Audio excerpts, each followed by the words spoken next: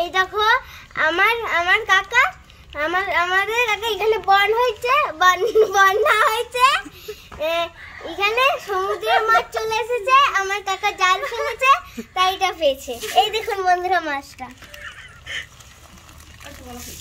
একটু ঝুলিয়ে রাখা, ঝুলিয়ে দেখবেন।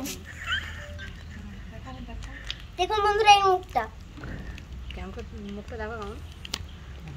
আমরা এটাকে কে